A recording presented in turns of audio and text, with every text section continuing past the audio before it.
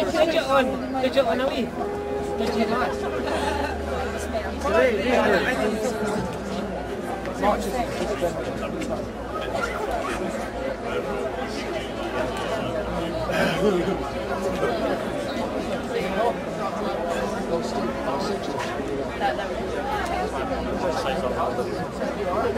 people getting drunk.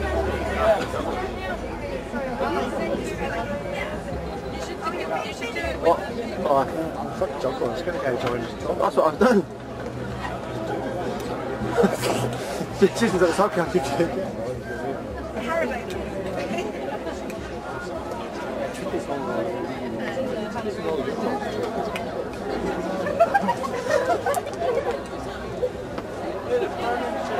Just for Jason. Your own risk. Alright, on you go. I wonder what pictures. What's that?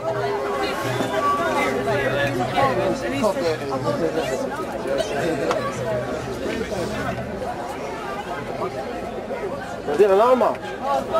You going further down? There's some chocolate going on.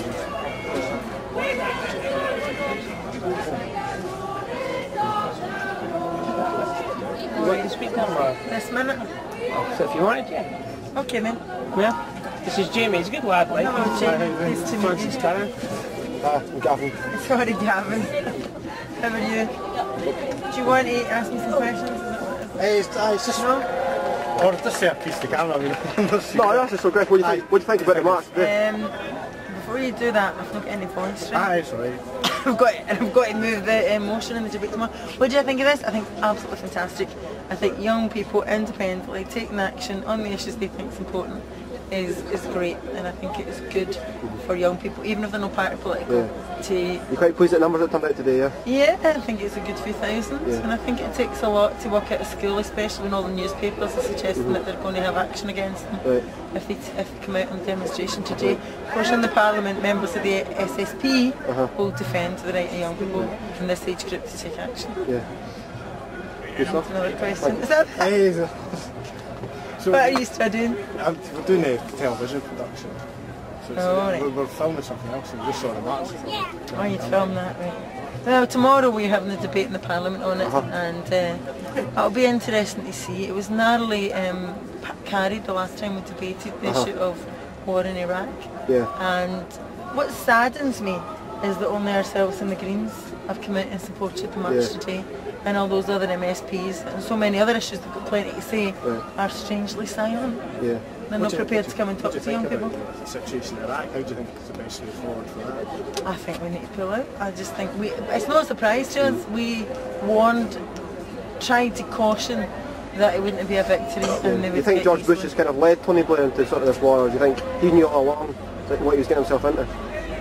No, I think the arrogance of the US and of Blair, they thought it would be a victory. They thought by the time this trip took place, it would be all done and dusted. They would have been victorious on the streets, and this would be a victorious parade. And we knew that it wouldn't be, and now they are bogged in, and the question is, I don't know how they're going to get out. They have to get out now, they have to take the decision, and they have to leave. The people in the Middle East, the people in Iraq, have to resolve the situation in their own country. Yeah. What do you think in fact they've claimed it was a victory, but it seems to be a guerrilla war? Well, it's a guerrilla war, but they've just gone to war again. The actions this week of dropping bombs, of firing tank missiles, it's back to war. It's escalated back to the stage of a war. It's not peacekeeping now, they're actually back in a war zone and to create in other areas, and it will only escalate from there. It's an absolute disaster, but it's not like they weren't told about it before they went in. Do you think he's got, Bush and Blair, have got any other sort of countries that are going to target now that they've Iran, North Korea? You would hope not, but he immediately threatened Syria after the war was, after Baghdad fell, and then they've been threatening Iran as well. After they invaded Afghanistan and the issue came up of Iraq in the media, I remember thinking, you are joking. There is no way they are thinking of going to war with Iraq. I thought they were off their head. I thought it was just speculation, but it happened. So I wouldn't be surprised. I think it's just anything to do with 9/11, saying that's an excuse to go to war with anybody. I don't think it was about 9/11 because there's been no links proved. Although now I'll Al-Qaeda will have a base in Iraq. They never had before, but they will now. Yeah. And their ideas are gathering momentum. It's more to do with oil rather than anything else. Yes, to do with oil and to do with... Keeping close to Saudi Arabia, perhaps. Well, it's to do with oil. They've got the second biggest oil reserves in the world. It's to do with oil.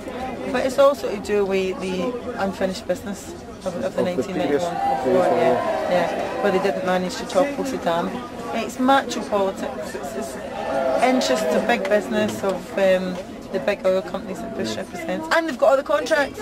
We said that as well, and it's true. Here they are, sitting in possession of the contracts to build the pipelines, to get the oil out, and a percentage of it will go to the Iraqi people. Isn't that rather kind of the big multinationals that are in Bush's pocket? That is awfully kind of me, a little bit. Not very much though. I'm sure you've got plenty. You've got